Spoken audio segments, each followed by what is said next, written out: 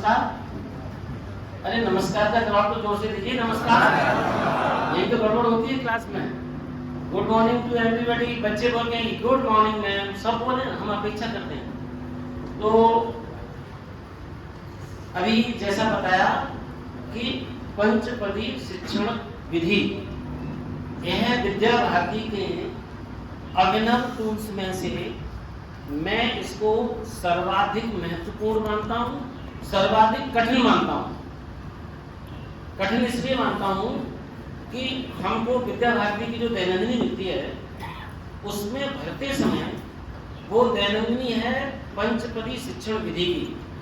तो आज तक हम ये समझ नहीं पाए कि अदिति क्या है, बोध क्या है, प्रयोग क्या है, अभ्यास क्या है और प्रसार क्या है। 5 शब्द हैं।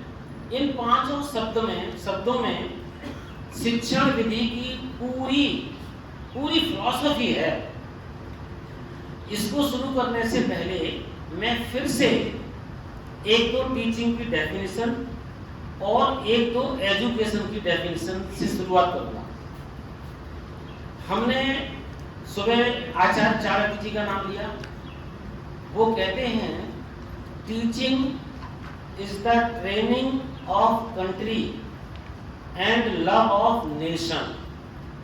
कितनी बड़ी बात कही है आचार्य चाणक्य ने कि teaching is the training of country and love of nation. शिक्षण वह प्रशिक्षण है जिसके द्वारा राष्ट्र की बात हो, नेशन से प्यार हो। यह परिभाषा कीवर्ड्स सुनने में बड़े लग रहे हैं सरल, पर इम्प्लीमेंट करना बहुत कठिन है, बहुत कठिन है। कि हम कोई भी सब्जेक्ट पढ़ा रहे हैं उसमें से हम जोड़ें नेशन और कंट्री से, तो it is not an easy task. तो विद्या भारती के इस सारे तंत्र में इस तंत्र को विकसित किया है वो ये है। एक डेफिनेशन और है, एल्बर्ट आइंस्टीन बहुत फेमस साइंटिस्ट हुए हैं। उन्होंने ये कहा है कि education is what you forgot what you were taught in the class. शिक्षा वह है जो आपको क्लास में पढ़ाया गया उसे भूल जाना, उसके बाद जो बचे वो शिक्षा है। अब इसका एनालिसिस जब करते हैं तो हमारे शिक्षा के तंत्र में जो कुछ पढ़ाया जाता है उसके बाद हमने जो ऐड किया, हमने जो नया सीखा वो है एजुकेशन। इसमें भी अपना काम बढ़ता है कि जो कुछ बीएड में पढ़ा, जो कुछ एमएड में पढ़ा, जो कुछ विद्या भारती के इस वर्ग में पढ़ा, इसके बाद ये वर्ग जो है ना, इट इज मोटिवेशन। वर्गों में आपको विषय वस्तु नहीं मिलती है, वर्गों में मोटिवेशन मिलता है जिससे आप कुछ नया कर सकें। और जब आप अपने से नया करते हैं, ये है learning. Learning is the management of your experience, of your experience. आपने अपने अनुभव से लर्निंग में क्या क्या जोड़ा, ये है एक्सपीरियंस। अब एक और डेफिनेशन इंग्लिश की, वो एजुकेशन की और बताते हैं। Education is the process of character building. चरित्र निर्माण की प्रक्रिया शिक्षा है। तो हम एक सेंटेंस पूछते हैं, प्रायः पूछते हैं, in learning you will teach, in learning you will teach. लिखिए, in learning you will teach, in teaching you will learn. दोनों वाक्य समझ सुनिए। इस सेशन में मैं पूछूंगा भी, इसलिए अवेयर है। इन learning you will teach, in teaching you will learn. इसमें आप बताइए विच खड़ेगा, इसमें लर्निंग ग्रेटर है या टीचिंग? इन 2 बातों के आधार पर, इन teaching you will learn, in learning you will teach. Learning, learning is greater, क्योंकि लर्निंग दोनों जगह है। बहुत सुंदर। इन्होंने इतनी सरलता से आंसर दे दिया, सरल आंसर नहीं। सामान्यतः लोग टीचिंग को ही बोल देते हैं।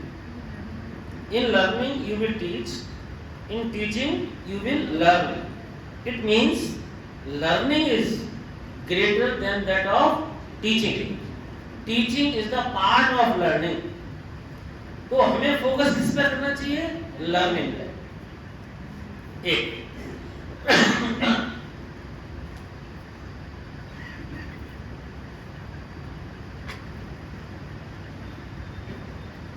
नेक्स्ट एक और डेफिनेशन बता के फिर आते हैं पंचपदी पर।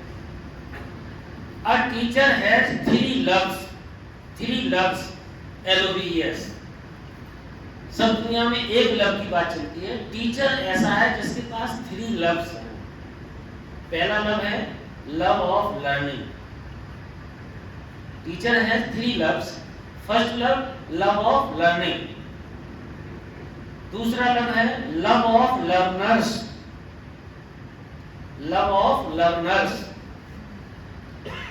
पहला जोर से बोलिए, पहला दूसरा लर्नर्स, और तीसरा है love of joining these two loves. तीसरा लव है इन दोनों फर्स्ट लव्स को मिलाना। लव ऑफ ज्वाइनिंग कंबाइन करना, love of combining these two loves, इन दो लव को जोड़ना, ये तीसरा लव। इनमें से which love is better? Last आप बताइए। There are 3 loves in teaching, love of learning, joining. Very good. तो love of learning, love of learner, love of joining these two loves, this is very important and very difficult। learning और learner को मिलाना, यह है आचार्य का, यह है हम लोगों का। हम क्या करते हैं? हम सब पढ़ाते हैं, हम लर्निंग को बहुत, टीचिंग को ज्यादा जोर देते हैं, लेकिन दोनों को जोड़ने का काम नहीं कर पाते, टाइम नहीं बचता, या हम सोचते नहीं। तो इस वर्ग के बाद आपका काम बहुत हल्का हो जाएगा यदि आप तीसरे लव को, पहले दोनों लव भी बहुत इंपॉर्टेंट हैं, आप लव ऑफ लर्निंग भी करें, लव ऑफ लर्नर भी करें, लेकिन तीसरे लव पर ज्यादा फोकस करें।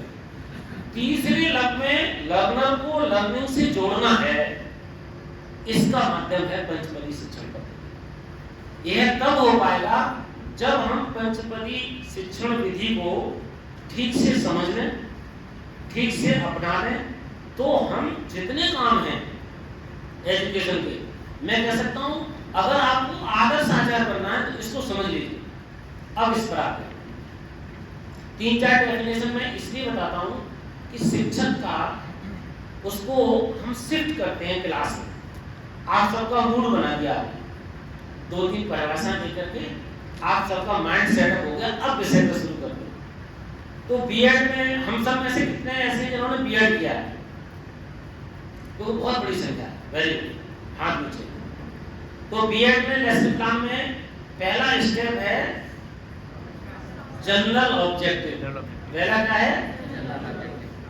उसके बाद दूसरा क्या है? Specific objective. फिर तीसरा क्या है? इंट्रोडक्शन। फिर चौथा क्या है? प्रेजेंटेशन।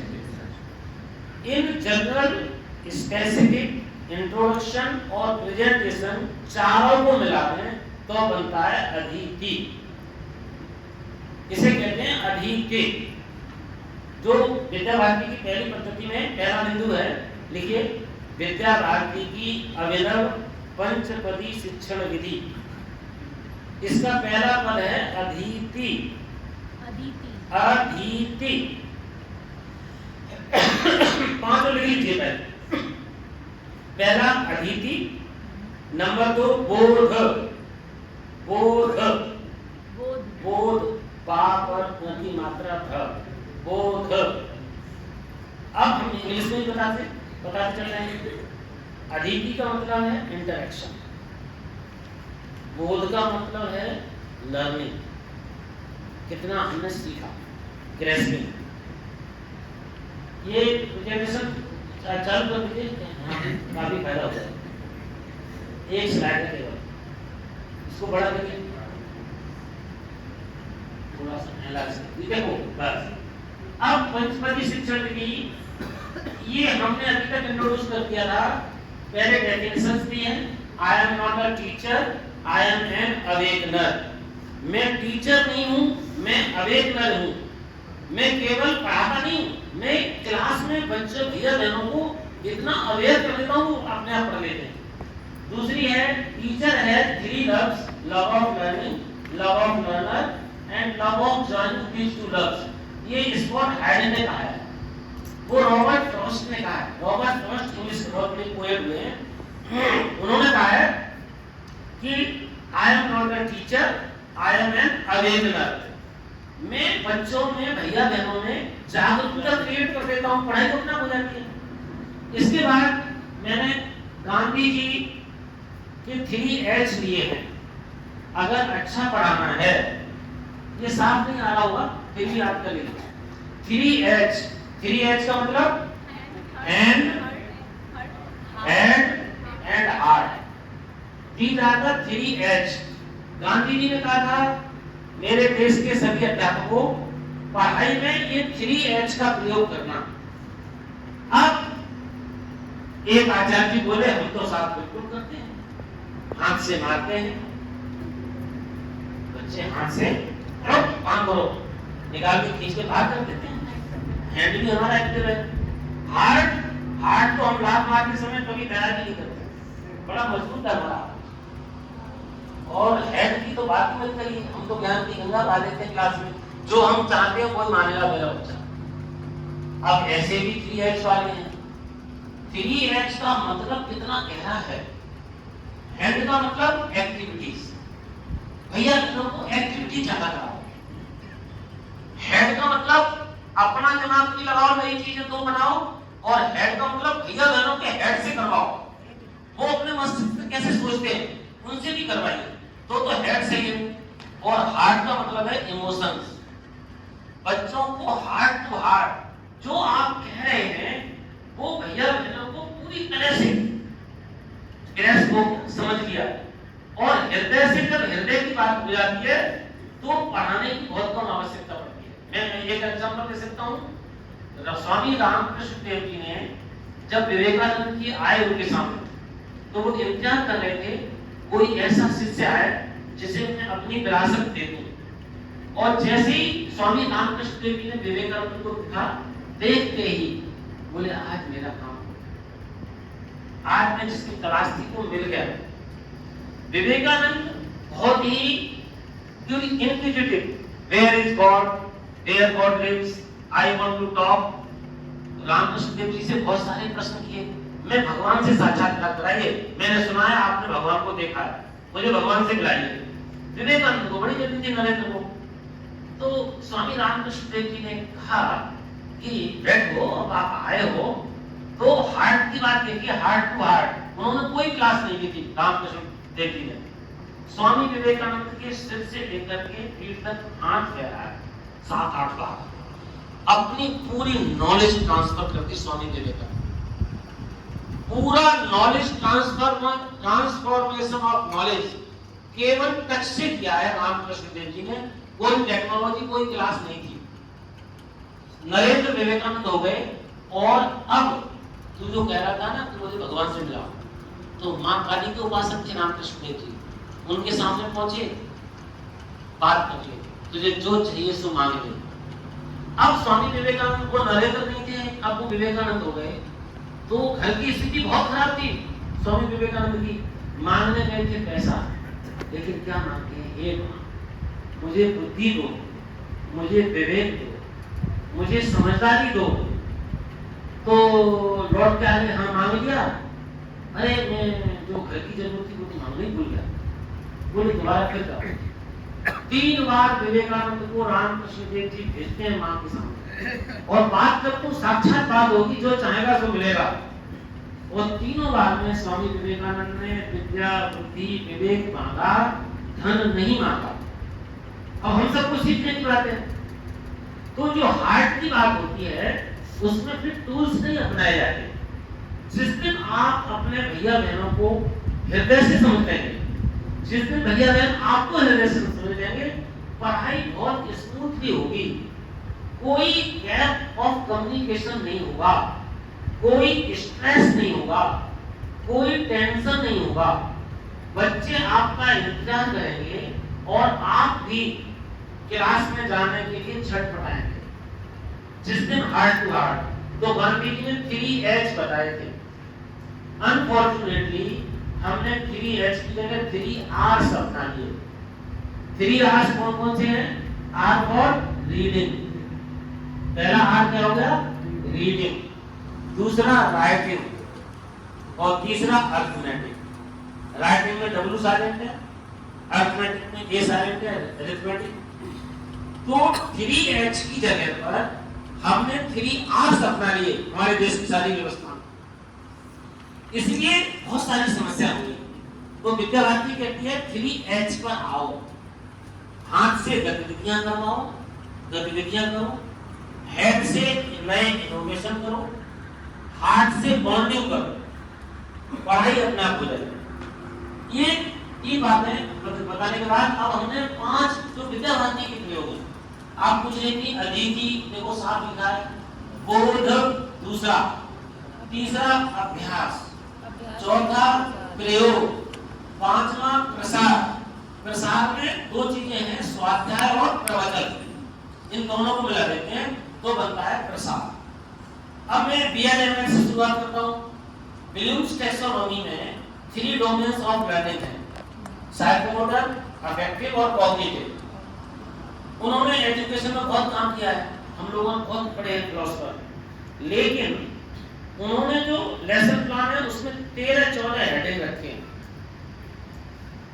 ब्लूम्स टैक्सोनॉमी में 13-14 हेडिंग का लेसन प्लान है और विद्या भारती ने वो 13-14 के बाद 5 और जोड़ लिए, 20 पॉइंट को उसका संकलन इन केवल 5 में कर दिया है। तो इंट्रोडक्शन, स्पेसिफिक ऑब्जेक्ट, पार्ट जो पढ़ा रहे हैं उसके जनरल ऑब्जेक्टिव क्या है। जैसे मैं आज वर्क फोर्स एनर्जी पढ़ाने जा रहा हूँ क्लास में, तो मेरा जनरल ऑब्जेक्टिव है कि सभी भैया बहन कार्य बल ऊर्जा के सामान्य भाव को समझेंगे तथा वे व्यवहार में उतारेंगे और प्रश्नोत्तर तैयार करेंगे। स्पेसिफिक ऑब्जेक्ट क्या है? कार्य बल ऊर्जा का अर्थ जानने के बाद वो स्पेसिफिक क्वेश्चन बना करके स्पेसिफिक प्रयोग करना शुरू करेंगे, उनके मन में क्यूरियोसिटी क्रिएट हो जाएगी। इंट्रोडक्शन क्या है? कार्य बल और ऊर्जा को मैं क्लास में जाकर के चैप्टर का नाम बताए बगैर इंट्रोड्यूस करूंगा। एक बच्चे ने धक्का मारा, वो पीछे हटा, बोला बताओ ये क्या होगा? तो कहेगा आचार्य जी आपने बड़ा बल लगा दिया, मैं गिरते गिरते बचा। बोले वेरी गुड, बल होता क्या है? तो काइनेटिक एनर्जी हमने लगा दी तो ये हो गया बल। अब फोर्स, एक को घसीटते हुए यहाँ जा रहे, चलो खड़े हो जाओ, एक्टिविटी हो रही क्लास में, ये क्या हुआ? अरे आचार्य जी आपने तो पूरी ऊर्जा लगा दी हमें खींचने में। तो दूसरा शब्द हमने निकलवा लिया, पार्ट का नाम नहीं बता रहे हैं, हमने फोर्स, बल, धक्का मार के, एनर्जी खींच के, वर्क फोर्स एनर्जी, एक को उठा पलट के लाओ, नीचे से दबा दिया, अब निकलो ऊपर, उठाओ। अब वो कहेगा आपने इतना प्रेशर लगा रखा है फोर्स के ऊपर, मैं कैसे उठूं? ये इंट्रोडक्शन है पार्ट का। वर्क फोर्स एनर्जी को मैं 3 गतिविधियों से इंट्रोड्यूस करूंगा। अगर ये 3 फेल हो गई, बच्चों ने कार्य बल ऊर्जा नहीं बताया, तो मैं तीसरी और तैयार करके लेके जाऊंगा। लेकिन मैं क्लास में ऐसे लेसन को इंट्रोड्यूस करूंगा 5 मिनट में कि बच्चे खुद करें कार्य बल ऊर्जा। ये हो गया इंट्रोडक्शन। इसके बाद आज हम कार्य बल ऊर्जा के बारे में पढ़ेंगे। फिर उसके थोड़ा सा बताया 3-4 मिनट में, फिर बच्चों से प्रश्न पूछे, बच्चों से प्रश्न बनवाए, बच्चों से आंसर निकलवाए। इसे कहते हैं इंटरेक्शन। तो अदिति में पाठ का उद्देश्य लिखे जाते हैं, अदिति में पाठ का परिचय कराया जाता है, अदिति में इंटरेक्शन कराया जाता है, अदिति में कॉम्प्रिहेंशन क्वेश्चन बनाए जाते हैं। इतना काम अदिति में होता है। इसे हम कहते हैं टीचिंग अदिति। जब इतना हो गया 40-35 मिनट की बेला है, तो ये काम हमने समाप्त कर दिया 10 से 15 मिनट में अदिति का। अब बोध, बच्चों ने कितना समझा, उसके लिए हम प्रश्न करते हैं, कॉम्प्रिहेंशन क्वेश्चंस। तो वर्क फोर्स के 3 क्वेश्चन छोटे छोटे बनाएंगे, कहाँ पर घर में कहाँ फोर्स लगाते हैं, फोर्स लगाने वाली 2 गतिविधियां लिखो, कहाँ बल लगाते हैं, उठाने में, दबाने में, वो बच्चों ने बनाया। ऐसे 9-10 प्रश्न जो हमने कॉम्प्रिहेंशन के पूछे, उससे बच्चों को पूरा बोध हुआ। इसे कहते हैं बोध, इंग्लिश में कहते हैं इंटरेक्शन। हमने इसको इंटरेक्शन नाम दिया है। अगला काम है होमवर्क, अभ्यास, इसे होमवर्क कहते हैं। हम लोग डायरी में क्या करते हैं, अब तक मैं 10-15 साल तक अपने वरिष्ठ आचार्यों से पूछता था क्या करूं, तो अदिति में lesson fire, work force energy, बोध में कॉम्प्रिहेंशन क्वेश्चन, होमवर्क में work according to the class, प्रयोग में डू अकॉर्डिंग टू यू, प्रसार में एज यू विश। ये ऐसे डायरी भरती, समझ में नहीं आया। जब समझ में नहीं आया तो हम ऐसी डायरी भरते रहे, अपने साथ भी अन्याय किया और भैया बहनों के साथ भी अन्याय किया। तो आज हमें ये समझना है अदिति ने क्या क्या करना है, मैंने बता दिया। अब आइए प्रेजेंटेशन तक हम अदिति में आ गए। अब आएंगे हम बोध। इसमें कॉम्प्रिहेंशन क्वेश्चन बनाए जाते हैं। कॉम्प्रिहेंशन क्वेश्चन 3 प्रकार के। विद्या भारती का चैप्टर क्या है, पहला डायरेक्ट क्वेश्चन, जिसका आंसर 1 वर्ड में निकले सीधे किताब में से मिल जाए, वो डायरेक्ट क्वेश्चन हो गया। एक क्वेश्चन होता है ग्लोबल, जैसे हमने पूछा who is the prime minister of India, बताइए। सबको पता है? हाँ, कैसे बोलते हैं, बताइए। Who is the prime minister of India? Narendra Modi is the prime minister of India. अब नरेंद्र मोदी आगे ना कुछ श्री लगाया ना मांझे लगाया, ये बात भी क्लास में भी आ गई ऐसे। तो honourable prime minister Shri Narendra Modi dynamic personality है। अभी रिपोर्ट निकली है top 5 personality of the world, उसमें अपने माननीय प्रधानमंत्री हैं। इनसे पहले जब फोर्ब्स की और रिपोर्ट निकलती थी तो नीचे से कहीं देखते थे कोई है भारत के प्रधानमंत्री की नहीं। आप समझ लीजिए कितने गौरव की बात है। तो वो टॉप 5 पर्सनैलिटी है। नरेंद्र मोदी के जीवन को अगर आप देखेंगे तो टोटल लर्निंग एक्सपीरियंसल है, खुद से करके। जितने इनोवेटिव काम इस समय हुए हैं, जैसी जैसी योजना इस समय आई है, वो कलेक्टिव और इनोवेटिव सोच के कारण से। हम कल्पना नहीं कर सकते अटल इनोवेशन मिशन कभी आएगा, हम कल्पना नहीं कर सकते थे अमृत मिशन कभी आएगा, हम कल्पना नहीं कर सकते कि निपुण भारत कभी आएगा, हम कल्पना नहीं कर सकते कि सार्थक कभी आएगा। आप ये सारे टर्म्स इकट्ठे करिए, एजुकेशनल टर्म्स इन एनईपी जरूर करिएगा। अभी निपुण भारत है, ये सभी संबंधित विद्यार्थियों के लिए जरूरी है। इसमें फंडामेंटल लिटरेरी और न्यूमरेसी लर्निंग है, NFL उसमें है, इसको जरूर पढ़ें। श्री विद्या जरूर पढ़ें, दीक्षा पोर्टल जरूर देखें और निष्ठा की ट्रेनिंग जरूर देखें। अब हम हंसी मजाक में पूछते हैं, जितने शिक्षा के काम है सब बहनों के नाम से, निष्ठा, दीक्षा, स्वयं प्रभा, प्रेरणा, ये सारे पोर्टल इन्हीं के नाम से। तो ये भैया बोले कि ये पढ़ती लिखती कम है तो इन्हीं के नाम से बना, इससे ये ज्यादा पढ़े। तो एक उनकी सोच थी, एक बोले नहीं, हमारे माननीय प्रधानमंत्री की सोच है कि यत्र नार्यस्त पूज्यन्ते नमन्ते तत्र देवता, उनका सम्मान बढ़ाने के लिए ये सब digital infrastructure of knowledge sharing is Diksha ji, national initiative for the school head and teachers holistic advancement, ये है निष्ठा। स्वयं प्रभा एनसीईआरटी का फ्री का चैनल है, सब पाठों को देखिए। अब आप एक बात आगे ध्यान में, तो मैं कितने एजुकेशनल टर्म्स लिखे याद करूंगा। अभी अभी निपुण भारत आया है, national initiative for proficiency in understanding और and understanding language and numeracy, ये रिपोर्ट आ गई। तो रिपोर्ट भारत मिशन 2021 में शुरू किया है। तो बात जब डायनामिज्म की आती है तो ऐसे शब्द ये कहां से बनाए? ये पहले कहीं काम नहीं थे। पूरे कोरोना पैंडेमिक में इतना सुंदर काम किया है, पेडागोजिकल स्ट्रक्चर सारा बदल दिया। तो किसी डायनामिक लीडरशिप से काम होता है।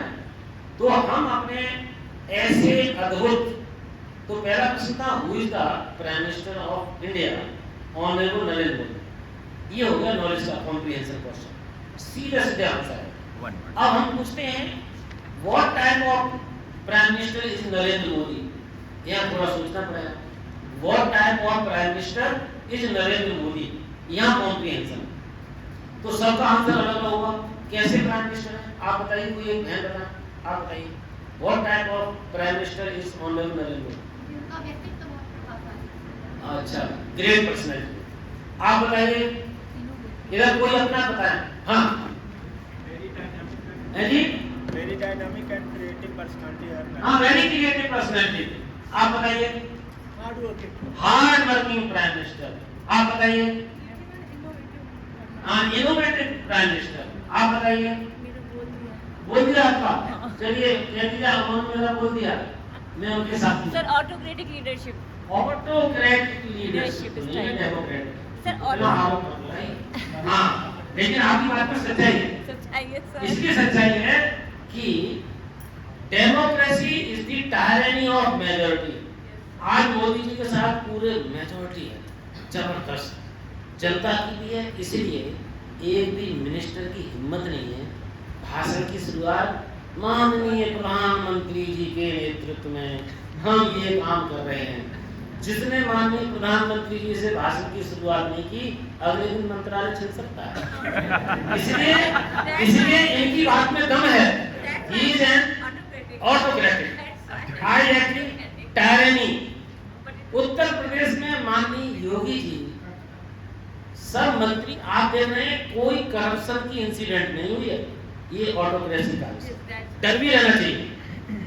डर इस बात का है कि वो खुद कोई गलत काम नहीं करते, इसलिए गलत काम करने वाले मंत्रियों को हटा दिया, जाओ भगवान का भजन करो, तुम्हें क्षमता नहीं है। इसलिए वो ऑटोक्रेटिक भी है, वो ग्रेट डेमोक्रेटिक भी है। अब मैं इसी पे बोलता रहूंगा तो सबके दिमाग में बहुत चल रहा होगा। अब इसे कहते हैं इंटरैक्टिव क्लास। मैंने एक से पूछने की कोशिश की, 5-6 ने बताया, अभी 10-15 तैयार बैठी हैं कि मुझसे क्यों नहीं पूछा। ये वातावरण हमें क्रिएट करना है क्लास में, इसे कहते हैं बोध।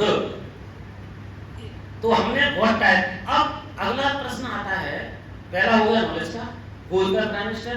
दूसरा हो गया what type of prime minister, ये हो गया अंडरस्टैंडिंग का। एप्लीकेशन का एक क्वेश्चन और बना लेते हैं, किसी भी सब्जेक्ट बना सकते हैं। What has Modi ji done during 8 years।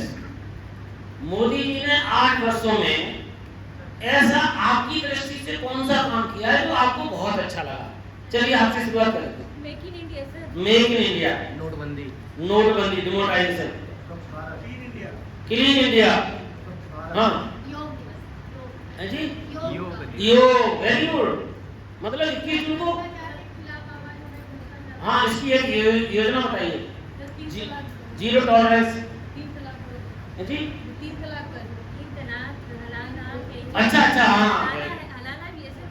अब आप देखिए कितने सारे एग्जाम्पल हैं। कभी नहीं सोचा था PMBBY, प्रधानमंत्री मातृ वंदना योजना, कभी कल्पना की थी कि हमारे देश के सीनियर सिटीजन के लिए प्रधानमंत्री एक योजना बना देते हैं, प्रधानमंत्री मातृ वंदना योजना।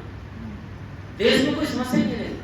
PMKSSY, प्रधानमंत्री कृषि, अभी जो सबको दिए 2000 रुपया, किसान सम्मान निधि योजना, प्रधानमंत्री कृषि सिंचाई योजना, आप प्रधानमंत्री कौशल विकास योजना।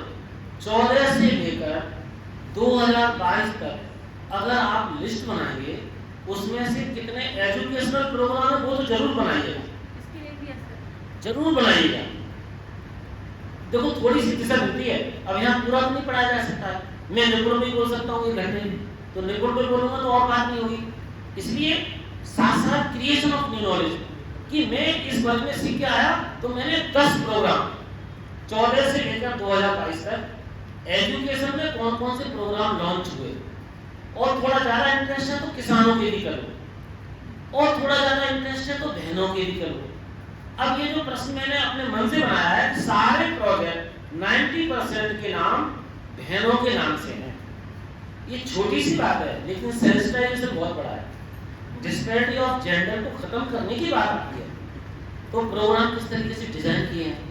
एक आईएएस का थिंक टैंक है उनके पास, आईएएस आईपीएस ब्यूरोक्रेट्स, उनके साथ वो ऐसे बतलाते हैं जैसे विद्या भारती बात होती है। सबसे जरूरी है अच्छा क्या नाम होगा, मिल बना दिया। तो आप कल्पना कर सकते हैं he is great democratic and he is great autocratic. जहां जिसकी जरूरत है वहां अपना लेते हैं। अब नॉलेज अंडरस्टैंडिंग एप्लीकेशन का एक एक प्रश्न जरूर बनाना कॉम्प्रिहेंशन में, तो पंचबली पूरी होगी। अगर आपने कह दिया श्रवण कुमार वाला पाठ पढ़ा रहे हैं तो उस किताब वाले पूछ लिए सीधे, या कुछ आचार्य भैया बहन करते हैं अंडरलाइन करवा देते हैं प्रश्न, ये बहुत ही गलत बात है। एक प्रश्न बनाएंगे क्रिएशन ऑफ न्यू नॉलेज का कॉम्प्रिहेंशन में, what did you learn after reading this lesson. अब हम कहें मोदी जी के व्यक्तित्व से आपने क्या सीखा, जो चीज आप में भी है वही बतानी। मोदी जी के कैरेक्टर की एक बात जो आप में भी है वही बतानी है। अब कौन कौन बताते हैं, आचार्य। हाँ हाँ, आप ये अपनी माता जी का सम्मान करते हैं कि नहीं? वो नहीं, आप ये कहिए मैं अपनी माता जी का बहुत सम्मान करता हूँ, मैं मोदी जी की तरह, ऐसे बोलिए। आप क्या कह रहे थे? Appreciating the 4th class candidate in हाँ, approach to the last to uplift his lifestyle. to uplift their lifestyle, वो हाथ से बेहद हो सके। कितनी वंडरफुल बात। ये आपने भी है, उनकी बता रहे हैं? नहीं, हम जो है अडॉप्ट कर रहे हैं सर, उनसे नहीं अडॉप्ट कर चुके हैं, वो बताइए। कर चुके हैं सर। कर चुके हैं जी। Very good. मोदी जी की एक बात मेरे जीवन में है वो बतानी। इधर कोई और है, और आगे आए जो अपने को हिंदुस्तानी कहता हो। हाँ, Treat all category person equally. Yes, treat all the person equally. Do you treat Yes, sir. Yourself? Yes. Very good. हाँ, अब आप नहीं इसको बोलो। सर, मोदी जी की सकारात्मक सोच की विकट विषम परिस्थिति में भी हम कैसे सकारात्मक सोच के साथ काम हाँ, तो सकारात्मक सोच आप में भी है। जी सर। कितना पुराना पैंडेमिक आ गया, वंडरफुली सक्सेसफुली मैनेज कर लिया। एक कोई और बताएं लास्ट, वहीं से बोली बहन जी। हार्ड वर्क को बता दिया, ये क्वालिटी इनके पास है, आपके पास क्या है? Very good. हाँ जी, यो आप रोज करती हैं योग? वेरी गुड, चलिए बहुत अच्छा। अब हमने कितने प्रकार के प्रश्न बनाए, नॉलेज का ये, अंडरस्टैंडिंग का ये, एप्लीकेशन का ये, एक्चुअलाइजेशन का ये। जब आप कॉम्प्रिहेंशन में ये ऐसे प्रश्न बनाएंगे तो बोध होगा ही। और विद्या भारती यही चाहती है, विद्या भारती ये नहीं चाहती है कि आपने पूरा पाठ था पढ़ाया, उसमें से प्रश्नोत्तर लिखाए, उसी में से एग्जाम हो गया, ये हम नहीं चाहते। भले ही बच्चों के मार्क्स कम आए, वो उस पाठ की एक शिक्षा अपने जीवन में अपनाएं, वो अंडरस्टैंडिंग कॉम्प्रिहेंशन का अंतर समझें, वो नॉलेज अंडरस्टैंडिंग एप्लीकेशन तीनों का अंतर समझें।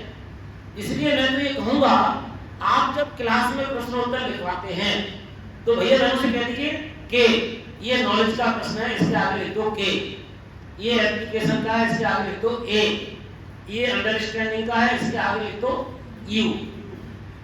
हम 3 तरह के प्रश्न भैया बहनों की अभ्यास पुस्तिका में जब लिखवाएंगे तो बोध का काम पूरा होगा। ठीक है, अब अधीकी शब्द समझ आ गई। अब उसमें होता है रिकैपिचुलेशन, वो कौन कहते हैं? ब्लूम्स टैक्सोनॉमी वाले। वो कहते हैं पहले प्रेजेंटेशन, फिर रिप्रेजेंटेशन, फिर क्वेश्चन आंसर, फिर रिकैपिचुलेशन। इन चारों को मिला दिया तो हो गया बोध। अब तक हमने ब्लूम्स टैक्सोनॉमी के 9 स्टेप कवर कर दिए केवल अधीकी और बोध में। अब आप देखिए विद्या भारती की टैक्सोनॉमी अच्छी है ब्लूम्स की? ब्लूम्स जो बात है 9 पॉइंट में कह रहे हैं, विद्या भारती 2 ही पॉइंट में कह देती है। लेकिन इसको समझना बहुत जरूरी है। अब आप जब डायरी भरेंगे तो आप क्या लिखेंगे अदिति में, lesson work and play poem to read and to ask for immediate reading some difficult words, question answer, to give example of work and play। जब आप इतना क्लियर लिखेंगे अपनी डायरी में तो अदिति वाला पोर्शन सही हो जाएगा और आपको ये समझ में आ जाएगा मुझे क्या क्या करना है। यानी स्पेसिफिक ऑब्जेक्ट भी हो गया, जनरल ऑब्जेक्ट भी हो गया, इंट्रोडक्शन भी हो गया, टर्म्स भी हो गए और इंट्रोडक्शन भी हो गया। 5 चीजें मिलाई हैं तब अदिति बनी है। तो 5 की एक एक बात हम अदिति में करेंगे। अब आएंगे बोर्ड में तो आप स्पष्ट लिखेंगे वर्क एंड प्ले पोयम के आधार पर नॉलेज, ज्ञान, उपयोग तथा अपने जीवन में मूल्यांकन के 2-3 प्रश्न 9 प्रश्नों का निर्माण करूंगा या करूंगी। 1-2 एग्जाम्पल जो क्वेश्चन आपको स्ट्राइक कर गया उसको डायरी में लिख दीजिए तो बोर्ड क्लियर हो जाएगा। अब तीसरा चरण है अभ्यास, जिसे हम सामान्य भाषा में कह देते हैं होमवर्क। होमवर्क के बारे में इतनी गलत धारणा है ज्यादातर according to the class work. Homework means according to the class work, कक्षा कार्य के अनुसार डायरी में भरा और प्रधानाचार्य की मेज पे पटक दी। कक्षा कार्य के अनुसार गृह कार्य नहीं, एकदम अलग। गृह कार्य में क्या करेंगे, क्लासरूम में पूछे गए 4 प्रश्नों के आधार पर अपने 2 नए प्रश्नों का निर्माण करना, उनके आंसर लिखना। वर्क एंड प्ले पोयम पढ़ने के बाद आपको 10 शब्द लिखाए गए हैं, लेकिन 5 नए शब्द लिखना और याद करना। ये गृह कार्य है। आपने 10 लिखाए, हो सकता है बच्चे के 5 छूट गए हो। हम 10 शब्दों में क्यों बच्चों को बांध के रखेंगे? 10 हमने बोर्ड में करा दिए, बच्चे को लगा 5 और होने चाहिए तो उसने 5 अभ्यास कार्य में लिखे होमवर्क में। ये होमवर्क होगा, तब होमवर्क एडिशन में आएगा, नहीं तो सब्ट्रैक्शन में चला जाता है। तो होमवर्क को एडिशन में लाने के लिए भैया बहनों की इच्छा अनुसार कुछ नए शब्द, कुछ नए प्रश्न और अंतिम प्रश्न ये जरूर दीजिए, which one thing did you learn, explain in 30 words. एक नई चीज इस पाठ में आपको क्या लगी उसको जरूर दीजिए। हर एक पाठ में एक प्रश्न बन सकता है। इसलिए जो भैया बहनों की अभ्यास पुस्तिकाएं बनाई जाती हैं उनमें आप 3 काम सुन लीजिए, विद्या भारती की पंचपदी पद्धति बिल्कुल फिट हो जाएगी। सभी भैया बहनों की अभ्यास पुस्तिका पर कवर चढ़ने के बाद पहले इंडेक्स, फिर पाठ्यक्रम, फिर उसका ब्लूप्रिंट, हम क्या क्या पढ़ाएंगे, इसमें कितने दिन में पढ़ाएंगे, कितने नंबर के प्रश्न आएंगे, ये 3 चीजें जरूर लिखवाइए। उसके बाद ओज लिखवाइए कि ये मेरी अभ्यास पुस्तिका है, मैं इसका सम्मान करूंगा, इसका कोई भी प्रश्न नहीं फाड़ूंगा, आगे से पीछे से हिंदी नहीं लिखूंगा। ये बच्चे से लिखवा लिया है। उसके बाद जब प्रश्नोत्तर लिखवाते हैं तो जो बोध कार्य और अभ्यास में हो गए, उस प्रश्न के बाद अंत में बच्चा हेडिंग डालेगा my questions my answers. After reading this lesson, इस पाठ को पढ़ने के बाद आचार्य जी के बताने के बाद भी ये 2 क्वेश्चन मैंने खुद बनाए हैं और इनके आंसर खुद लिखे हैं, वो सही है कि गलत है इसकी चिंता नहीं करनी। इसे कहते हैं अभ्यास। जब तक आप बच्चों के हिसाब से, इसलिए फ्रैंकलिन का भी नाम लेना पड़ेगा। फ्रैंकलिन फिजिक्स के बहुत बड़े विद्वान हुए, लेकिन उन्होंने एजुकेशन में बहुत काम किया है। तो फ्रैंकलिन कहते हैं, वो लिख लीजिए, टेल मी आई फॉरगेट। आप मुझे बताते हैं मैं भूल जाता हूँ। Tell me I forget, teach me I remember. Hindi वाले हिंदी में लिख लें। आप मुझे बताओगे मैं याद करूंगा, पढ़ाओगे नहीं, बताओगे मैं भूल जाऊंगा, पढ़ाओगे मैं याद करूंगा। Teach me I remember. और तीसरी बात जो कहते हैं वो बहुत महत्वपूर्ण है, involve me I learn. Involve me I learn, इसका मतलब क्या है? लर्निंग इन्वॉल्व होने से होती है। तो भैया बहनों को इन्वॉल्व करने का काम किसने करना है? अभ्यास वाले। इन्वॉल्व मी आई लर्न, यह बात फ्रैंकलिन ने कही है। कितने बड़े शिक्षक हैं, इनका कोट याद कर लीजिए। जहां जाओ वहां tell me I forget, teach me I remember, involve me I learn. Involvement is the way of achievement. Involvement से अचीवमेंट होगी पढ़ाई में। तो जब इन्वॉल्वमेंट की क्वेश्चन आप बनाएंगे तब अभ्यास पूरा होगा, टीचिंग से नहीं होगा, टेलिंग से नहीं होगा। तो बच्चा जब इन्वॉल्व हुआ वो अपने बनाएगा प्रयोग। अब चौथा चरण है पंचपदी का, वो है प्रयोग। प्रयोग में हम मैनेजर का काम करेंगे। Teacher is the manager. हम क्या करते हैं, हमने कोई भी पाठ पढ़ाया, उसकी 12 एक्टिविटी क्लास में लगा दी। इस पाठ इरिगेशन पढ़ाया तो एक प्रयोग है दादा दादी के साथ पिछले 50 वर्षों में सिंचाई के कौन कौन से साधन बदले, इस पर प्रोजेक्ट तैयार करना। अब लड़का घर पे गया, दादा दादी के पीछे घूम रहा है, पास में कहानी सुन रहा है, सुना रहा है, दादाजी पहले सिंचाई कैसे होती थी, क्या क्या देखा। आज दादाजी भी बड़े प्रसन्न हैं, ग्रांडसन ने आज हमारी तो इज्जत बढ़ा दी। वो इतने मन से उसको बता रहे हैं, लड़का लिखता जा रहा है और प्रोजेक्ट तैयार करके 8 दिन में जब रखेगा वो लड़का, तो बताएगा कि मेरे दादाजी ने तो आनंद कर दिया। एक दूसरी एक्टिविटी दे दीजिए, cultural and agricultural changes during 50 years.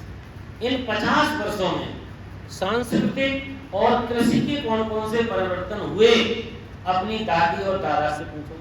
दादी दादा घर में आनंद से बताएंगे। तीसरा प्रोजेक्ट क्या दे दिया, write an application to the manager of the bank. Class 7 का बच्चा लिखता है, dear sir, I am Hemant of class 7 from Saraswati Vidya Mandir Sultanpur. I want to contact you because I want to learn with you. नीचे सिग्नेचर करके application देखता है, manager कहता है क्या बात है भाई, 7वीं के बच्चे का पत्र आया और सब हटाओ पत्र, पहले इसी को देखते हैं। पहली बार किसी बच्चे ने हमें लेटर लिखा है और अपने क्लर्क से कहेगा मैनेजर इसको बच्चे को पहले लेटर दो और फोन करके बुलाओ। उसके लिए वो 1 घंटा निकालेगा, मैनेजर बहुत खुश होंगे।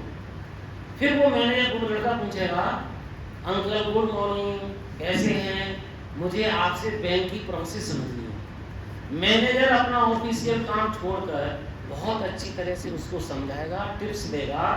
लड़का पूरी प्रोसेस बना करके 7 दिन में जब प्रेजेंट करेगा तब होगा प्रसाद। ऐसी कितनी एक्टिविटीज हो सकती हैं डे टू डे लाइफ की, उस पाठ से संबंधित, उस पाठ से रिलेटेड ऐसी 12 एक्टिविटीज लगाइए।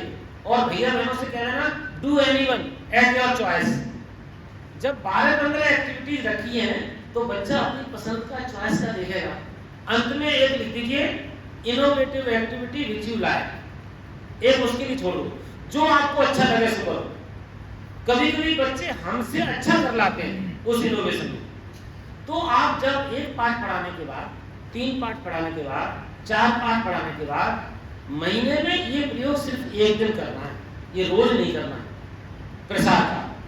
क्योंकि एक प्रोजेक्ट में 8 दिन लगते हैं बच्चे को, भार भी ना हो। तो आपने 1 महीने में इतनी लेसन पढ़ाए, उसके प्रयोग के लिए 5, 15, 16 एक्टिविटीज का चार्ट लगा दिया।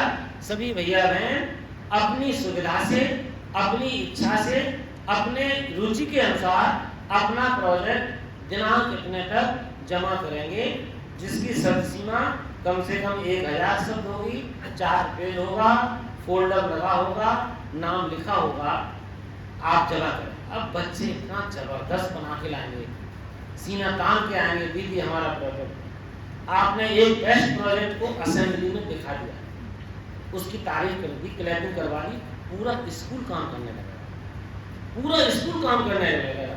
इसलिए हम कहते हैं we are not teacher, we are awakener. हमने एक अवेकनिंग क्रिएट कर दी। ऐसी मैं होमवर्क कभी नहीं देता था, मैंने होमवर्क बंद कर दिया। जब मेरा स्कूल 1 महीना बंद होता था तो मैं 50 एक्टिविटीज आचार्यों के साथ बैठ के प्लान करता था, 20-25 पेज का एक प्रोजेक्ट। बच्चे इतना सुंदर काम करके लाते थे, एक तो तनाव से मुक्त और लर्निंग चालू नहीं हुई।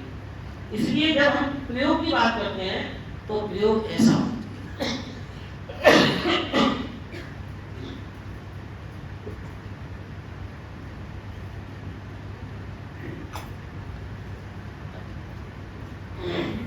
तो अब आइए 5वें चरण पर, ये है प्रसाद। ये बहुत ही कठिन काम है, देखने में बड़ा सरल लगता है। जिसमें लिखा है स्वाध्याय। स्वाध्याय का अर्थ कॉपी किताब पुस्तक ग्रंथ पढ़ना नहीं है।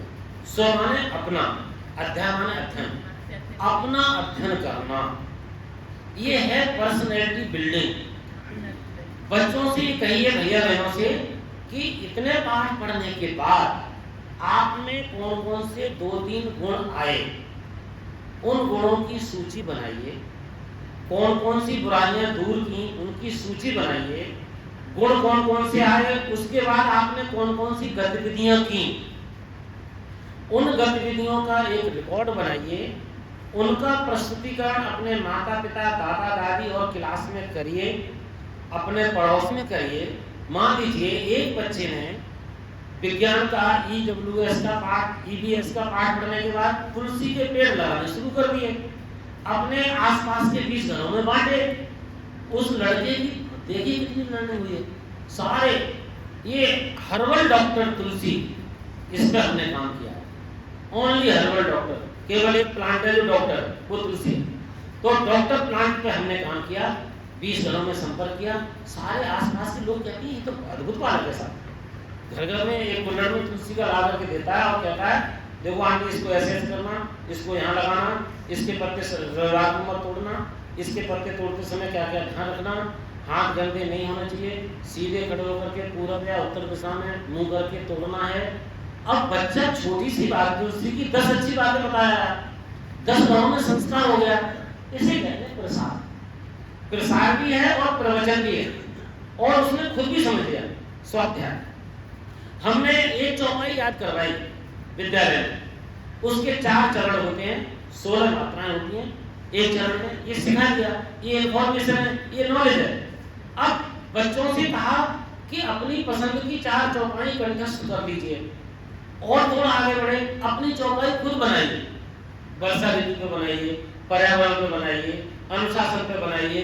ओपन एंड, जिनका कोई समायोजन नहीं है पाठ्यक्रम में, ऐसे 5-6 शब्द देके और भैया मैंने अपनी चौपाई खुद बना रहे हैं। ये हुआ स्वाध्याय।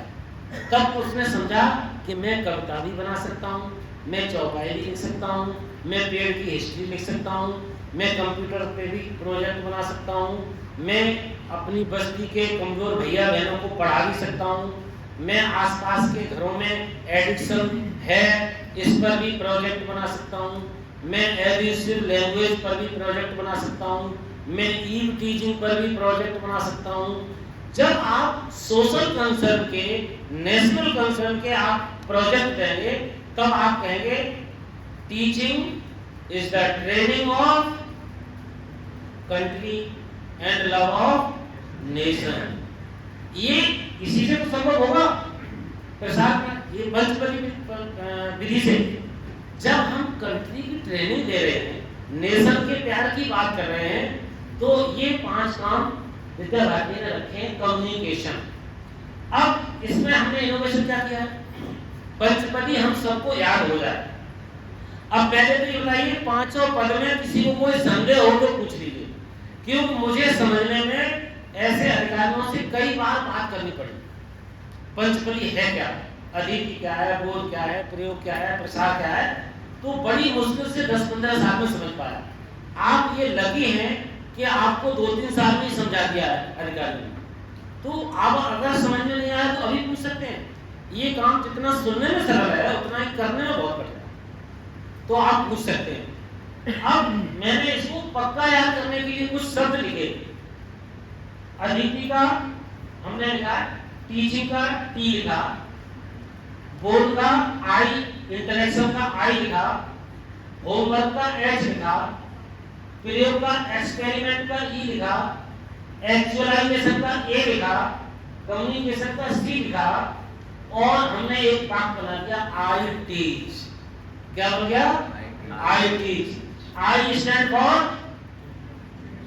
Interaction, T stands for teaching, H interaction for E stands for A stands for C stands for communication.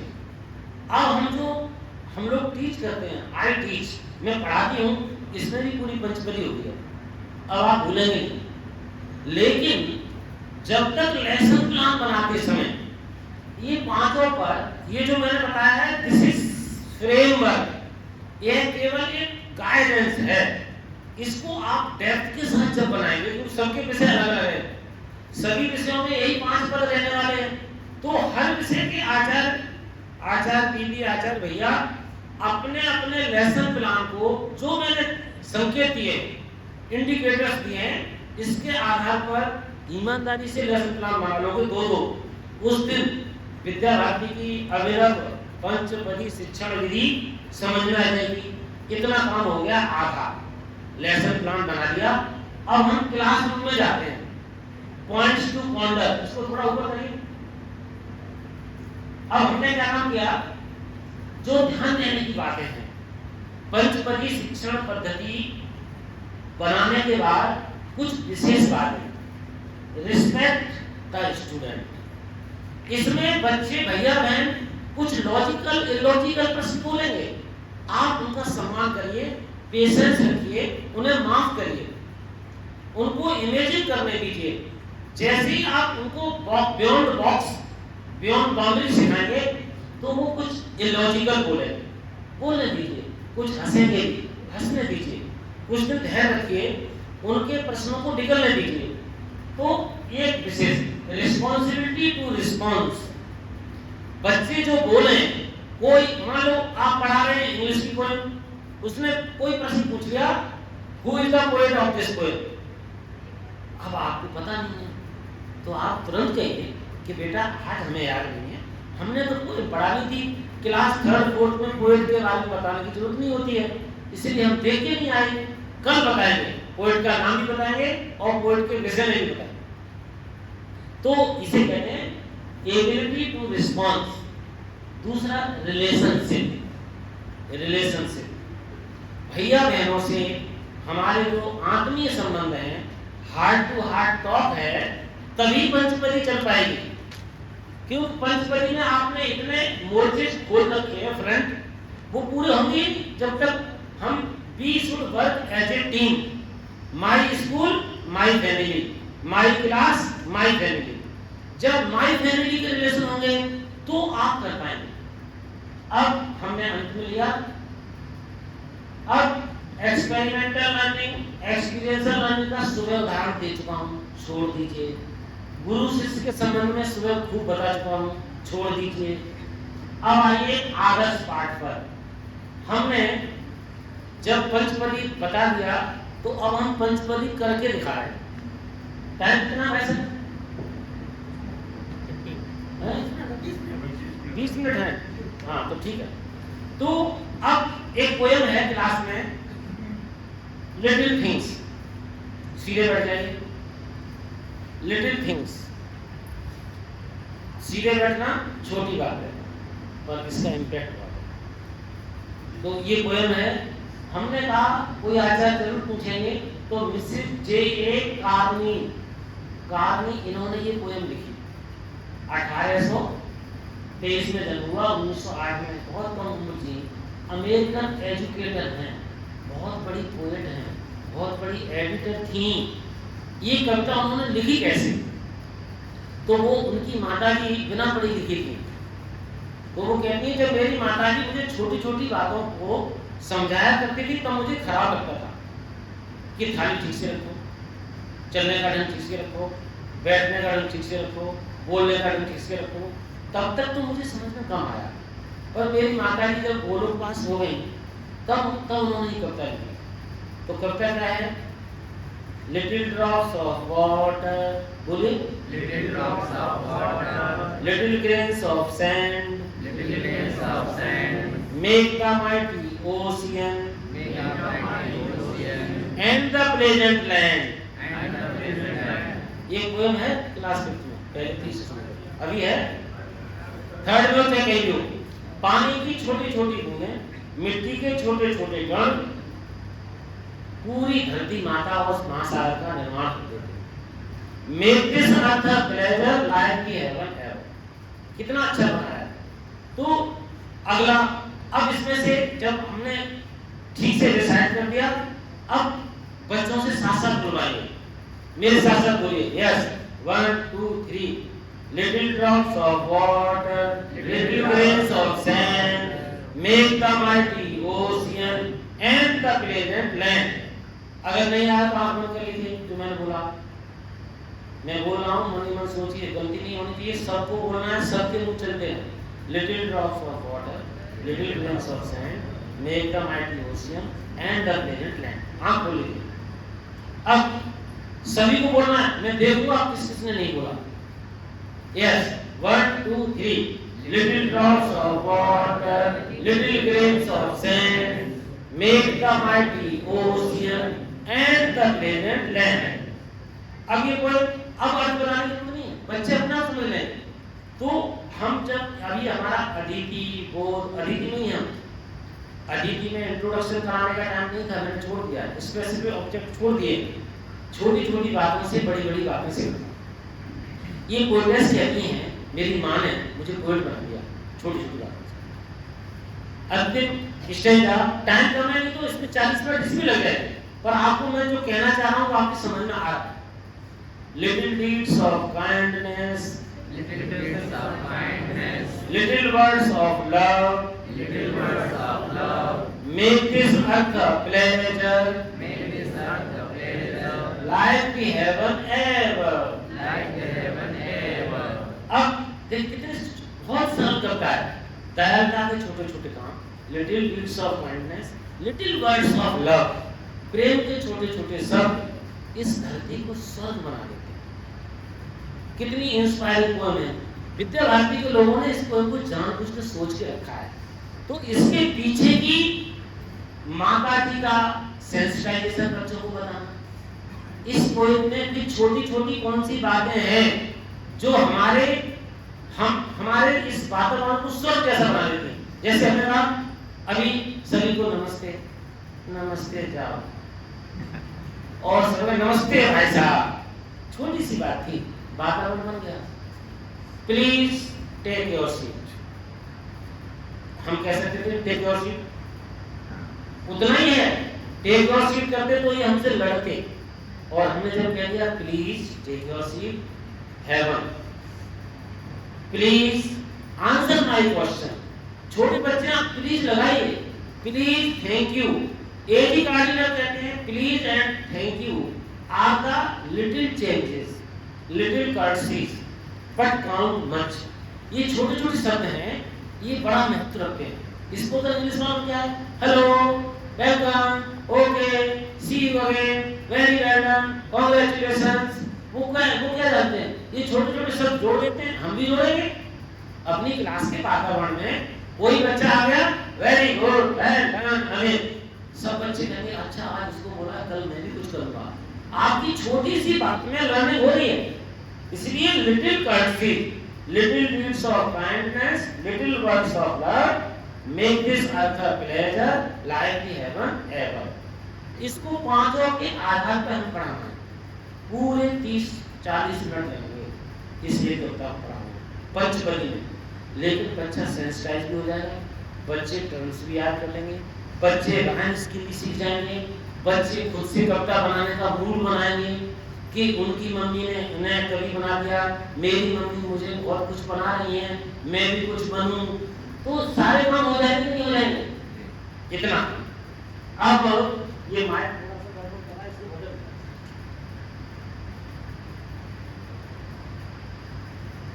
ठीक।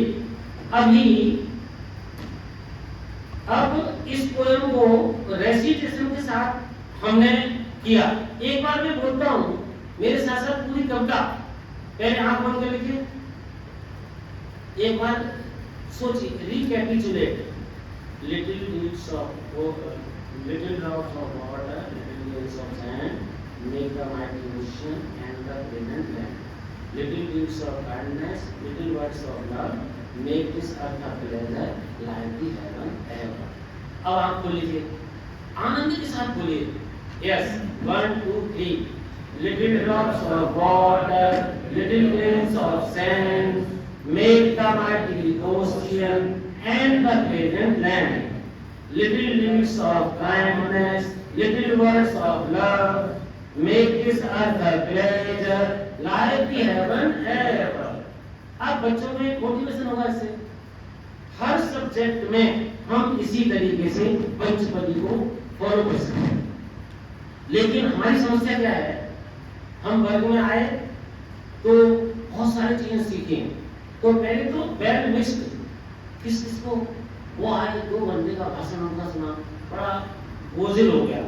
तो जब आप ये बोझिल हो जाएंगे तो कुछ नहीं करना. आप ये सोचिए, जितने भी अधिकारियों ने यहाँ बोला है वो मेरे ऊपर उपकार है. मैं प्रत्येक की 2-2, 3-3 चीजों को लेकर के अपने प्रोजेक्ट तैयार करूंगा या करूंगी. तो हमारी स्थिति क्या है? स्टैग्नेशन. तो एक चौधरी साहब थे, वो रोज दिल्ली ड्यूटी करते थे, अलीगढ़ से जाते थे. तो पहली ये चलती है 5-10 पे, वो निकल जाती थी. उनके बॉस ने कहा कि तुम रोज लेट हो जाते हो 15 मिनट, अब तुम्हें यहाँ से निकाल रहे हैं हम नौकरी से. तो उन्होंने कहा साहब एक मौका दे दीजिए हमें भी, कल से हम पहली ट्रेन से आएंगे, 5-10 वाले से आएंगे, अभी 5-25 वाले से आते हैं. तो वो अगले दिन 30 मिनट पहले स्टेशन पर पहुंच गए, तैयार चौधरी साहब दिल्ली जाने के लिए. ट्रेन अपने निश्चित समय पे 5:25 पे आई. ये थोड़ी देर रुकी है, 30 सेकंड रुकी और चली गई. चौधरी साहब बोले, देख ट्रेन, तू मुझे रोज छोड़ती थी, आज मैं तुझे छोड़ रहा हूं. अब इस एटीट्यूड का तो कोई इलाज नहीं. जब हमारा ये एटीट्यूड होगा, हम टाइम भी लगाएंगे, हम तैयार भी होंगे. देख पंचपदी, तूने मुझे बहुत रुलाया है, अब मैं तुझे रुलाऊंगी, तो नहीं होगा. इसके लिए पॉजिटिव एटीट्यूड चाहिए. ये कब होगा? जब हमारे पास एक ये ड्रीम होना चाहिए. Dream, life is dream for boys, life is game for police, life is tragedy for poor, life is comedy for rich. तो आपके लिए लाइफ क्या है? Life is teaching is my passion. My life is passion of teaching. जब मेरे जीवन में passion हो जाएगा टीचिंग का, तो ये सब काम बहुत ही सरलता से होते हैं. इंट्यूशन से काम होते हैं, ट्यूशन से नहीं. तो अगर प्रमोद बत्रा ने एक बात बहुत अच्छी कही, मैं प्राय बोलता हूं उसको, if you want to be happy for an hour, अगर 1 घंटे खुश रहना चाहते हैं, हैव अ लॉन्ग ब्रेथ, एक लंबी सांस लीजिए. चलिए लीजिए, पूरी गहरी सांस रोकिए, 2 पे छोड़िए. अगर आप 1 घंटे खुश रहना चाहते हैं तो बीच बीच में एक लंबी सांस लीजिए, रोकिए, फिर छोड़िए. You will be happy for an hour. 1 घंटे खुश रहेंगे. If you want to be happy for a day, 1 दिन खुश रहना चाहते हैं तो share your lunch. भोजन जो करते हैं वो किसी के साथ करिए. भले ही आधी रोटी कम खाएंगे, फिर भी दिन भर खुश रहते हैं. हमारे यहाँ एक विद्यालय में वीरवती कर्मचारी हैं, इलिटरेट, वो रोज खाना लाती हैं. 2500-3000 भैया बहन पढ़ते हैं स्कूल में. उनकी इतनी बॉन्डिंग थी, महीने में 20 दिन बच्चे उनका खाना खा लेते थे. आंटी आज हम खाना नहीं खाए, अरे बेटा हमारा खाओ. महीने में वो 20 दिन भूखी रहती थी, लेकिन कभी चेहरे पर शिकन नहीं आई. क्योंकि खाना खाने से हम खुश नहीं हो सकते हैं, हम खाना खिलाने से खुश होते हैं. इसे और अब जो पूर्व छात्र हैं वो प्रधानाचार्य से बाद में मिलते हैं, पहले वीरवती दीदी के पैर छूने जाते हैं, जो बड़े बड़े बड़े भूल नहीं सकते उन्हें. तो if you want to be happy for a day, share your lunch. If you want to be happy for a year, 1 साल के लिए खुश रहना है तो गेट मैरिड, तो शादी कर लो. क्योंकि शादी की खुशी 1 साल ही होती है. जिनकी हो गई है वो बताना चाहे न बताना, तो गेट मैरिड, एक साथ खुश रहना है तो शादी कर लो। लेकिन अगली बात जो उन्होंने बोली है, ये बातें तो लिंक करने के लिए है, असली बात तो सुनिए। If you want to be happy for the whole life, love your duty, love your work, love your job, love your profession, love your life. अगर पूरी जिंदगी खुश रहना है तो आप अपने काम से प्यार करिए। आपको लोग कहेंगे ये अपने काम में लगे रहते हैं, बहुत बुराई करते रहने दीजिए, पर आप अपना काम संभालिए, अपने काम में डूब जाइए। आपको न कभी थकान होगी, न कभी आपको ऊब होगी, न कभी फ्रस्ट्रेशन होगा, क्योंकि आपके 5 अच्छे काम शाम को आपको मोटिवेट करेंगे। आज हमने उस बच्चे किया, उसके घर की बात पूछ करके बड़ा दुख हुआ, उसको एक नोटबुक दे दिया, आज तो हमारा जीवन सफल हो गया, बहुत अच्छा हो गया। छोटे छोटे काम 5 रोज आपको इतना खुश रखेंगे कि आप कभी नहीं थकेंगे। इसलिए अंत में एक है 2-3 मिनट और भाषा, अंत में इंट्यूशन से काम कैसे होते हैं। हमारे यहाँ बोर्ड की परीक्षा होती थी, सीबीएसई का स्कूल था, 17 राज्यों के 700 बच्चे थे, तो मैं सबसे कठिन काम मैं खुद करता था। बच्चों को 5 बजे जगाना, 700 बच्चों को छात्रावास में जाते थे। हिंदी का पेपर था, तो हम गए और हम गीत बहुत गाते, गाना बहुत गाता हूँ। आज टाइम कम था इसलिए नहीं सुनाया, तो हमने जाते ही गाया, हमारे हरे 10th में पद है ये, हमारे हरे हारिल की लकड़ी। सूरदास जी कहते हैं हमारे जो प्रभु है ना, वो हारिल की लकड़ी की तरह है। एक हरियर पक्षी होता है, वो लकड़ी को पैर में दबा करके पानी पीता है। अगर वो लकड़ी निकल गई और अर्थिंग हो गई तो वो खत्म हो जाता है। कितना बड़ा बिना पढ़े लिखे तुलसीदास जी ने उदाहरण दिया है। हमारे हरे हारिल की लकड़ी, बोलिए हमारे हरे हारिल की लकड़ी। लकड़ी माने लकड़ी, ब्रज भाषा में लकड़ी। अब हमने गाना शुरू कर दिया और अगले मन क्रम वचन नंद नंदन और, मन क्रम वचन नंद नंदन और। कितना अच्छा शब्द। मैंने मन वचन कर्म से नंद नंदन कृष्ण को अपना बनाया। मन क्रम वचन नंद नंदन और,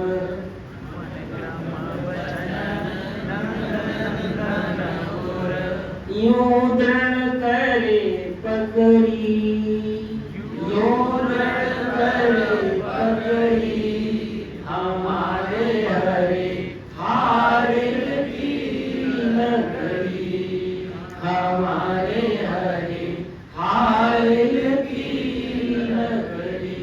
ये हम गा रहे थे, 10-5 लड़कों ने साथ गाना शुरू किया। हिंदी का पेपर था, 2 घंटे बाद क्वेश्चन पेपर खुला तो यही आया। This is called intuition. हमें कुछ नहीं पता था और ऐसा मेरे जीवन में कई बार घटित हुआ है। जब यूपी बोर्ड का पढ़ाते थे तो गाने की आदत है बच्चों की में, रावण रखी विरथ रघुवीरा, देखी विभीषण भयउ अधीरा, सौरज धीरज तेहि रथ चाका, सौरज धीरज तेहि रथ चाका, सत्यशील दृढ़ ध्वजा पताका। मन से गाया, यही 4 चौपाइयां व्याख्या के लिए आई।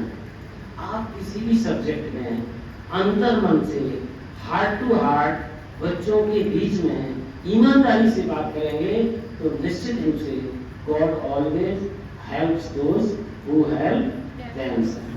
I wish you all the best.